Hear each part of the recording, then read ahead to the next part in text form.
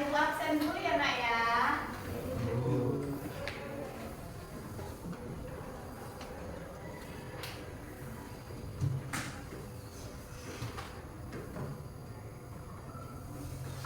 Agni Aziza datang. Agin. Ahmad Sandika. Akbar Ariski. Albari Muda. Alif. Alkayuda. Alhamdulillah semua hadir ya nak ya.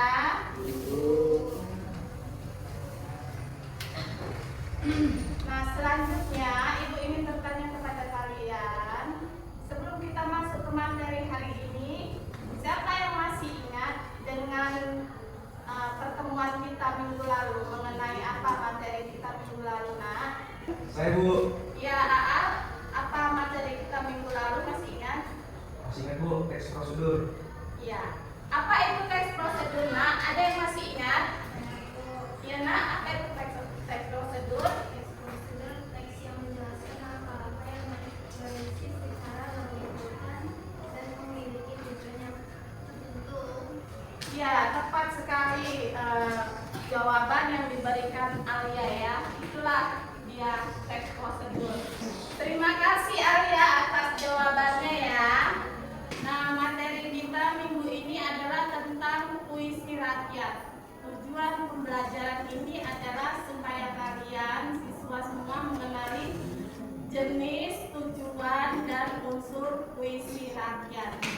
Apa itu puisi rakyat? Puisi rakyat adalah jenis karya sastra lisan yang berkembang di masyarakat tradisional yang umumnya berisi pesan moral, agama, dan budi pekerti. Nah, jenis-jenis puisi rakyat itu ada 3. Ada banyak sih sebenarnya, cuman yang biasa dipakai itu ada 3 ya kan. Yang pertama, ada yang tahu? Aal tahu? Nah, yang pertama itu pantun, yang kedua itu syair, yang ketiga gurindam. Ada 3 yang sering dipakai ya. Nah, untuk kali ini kita masuk ke kita bahas dulu tentang pantun ya nak ya. Untuk di pertemuan kita kali ini kita bahas tentang pantun. Ada yang sudah tahu apa itu pantun? Belum ada yang tahu ya. Pantun itu adalah jenis puisi lama. Jenis puisi lama Indonesia dengan ciri khas bersaja ABAB, terdiri dari 4 baris dengan setiap barisnya memiliki 8 sampai 12 kata. Ibu catat ke papan tulisnya nak ya.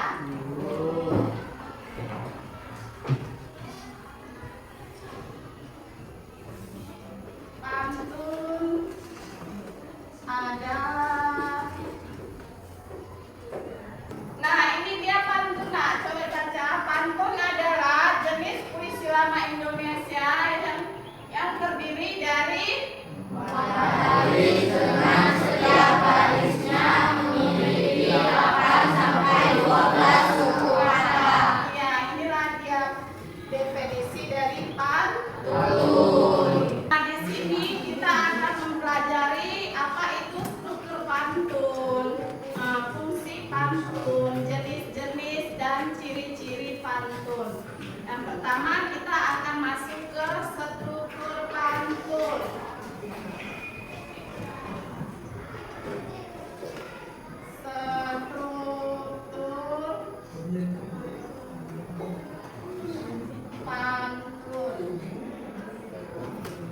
Nah, ini dia struktur pantun. 1, pantun terdiri dari 4 baris. Setiap barisnya memiliki 8 sampai 12 kata.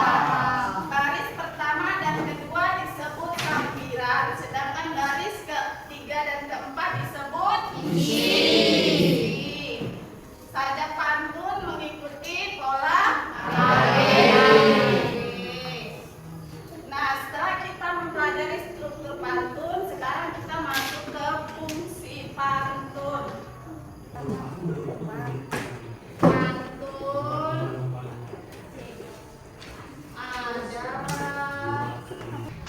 Oke, ini fungsi pantun adalah digunakan untuk menyampaikan pesan. Digunakan sebagai hiburan. Yang ketiga untuk menyampaikan nasihat. Nah, ini dia fungsi dari pantun itu sendiri. Nah, setelah tadi kita mempelajari struktur dan fungsi pantun, sekarang kita masuk ke jenis-jenis pantun. Jadi jenis pantun itu ada 4 jenis. Yang pertama pantun nasihat, yang kedua pantun cerita, yang ketiga pantun tebakan, yang keempat pantun hiburan. Inilah dia nak, seperti ini contoh pantun. Ini pantun. Nampak? Nah, ini ibu bacakan ya. Nanti suka bermain. Mainnya boneka musang. Jangan suka bergantung pada orang lain. Apalagi tergantung sambil makan pisang. Nah, itu pantun yang barusan ibu bacakan itu termasuk ke pantun mana? Hiburan. Pantun apa? Ya, betul, pantun hiburan. Nah, kalian sudah bisa ya membedakan mana pantun nasihat, pantun cerita, pantun. Satu lagi ya, ibu bacakan contoh dari pantun. Ini ya. Batu besar di lereng gunung, sembari memanjat perlahan. Perjalanan penuh tantangan, tiba di puncak hati gembira. Nah, ini yang ibu bacakan termasuk ke Cerita. jenis pantun apa? Cerita bu. Apa? Iya, jenis pantun cerita. Ia menceritakan kondisi atau apa? Rasa bahagia dia udah sampai ke puncak, jadi seperti itu. Dia menceritakan isi hatinya ya. Jadi pantun yang kedua tadi yang ibu bacakan itu termasuk ke pantun cerita. Dan sudah jelas dengan penjelasan materi yang ibu berikan? Jelas? Sampai di sini ada yang mau ditanyakan yang ya silakan nak. Apa perbedaan pantun nasihat dan pantun cerita? Ya, pertanyaan yang baik ya. Nah, pantun nasihat itu pantun yang berisi tentang nasihat. Cerita itu berisi tentang cerita atau peristiwa yang dialami oleh seseorang. Nah, sampai di sini sudah paham Abdi? Paham. Yang lainnya nak, ada yang mau bertanya? Nah, saya Bu. Ya, pantun tebakan ini berisi tentang kedaan atau teka-teki, sedangkan pantun hiburan ini berisi hiburan untuk lucu-lucuan gitulah, ya kan? Sudah paham sampai di sini? Yang lainnya ada yang mau bertanya? Sudah paham tentang pantun? Oke, ini bisa kalian catat ke buku kalian ya. Silakan dicatat nah. Berarti sudah mencatat ini ke buku kalian. Sekarang ibu mau ngasih kalian tugas pantun. Silakan nanti kalian identifikasi unsur-unsur dari pantun tersebut ya. Catat dulu ke papan tulis pantunnya ya.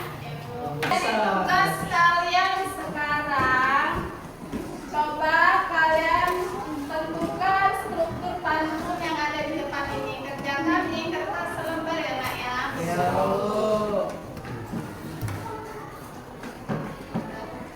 Berhenti dulu lah, pakai deh. Paham, Abi? Kalau misalnya kalian ada yang kurang paham tentang pantun, boleh kalian tanyakan lagi ya. Atau boleh kalian baca buku paket kalian. Siap? Ya.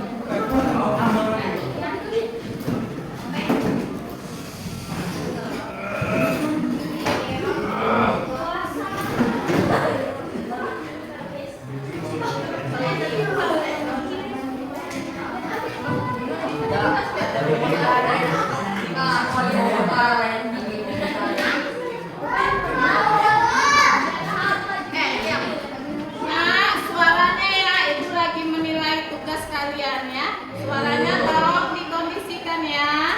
Oke, mohon kerjasamanya.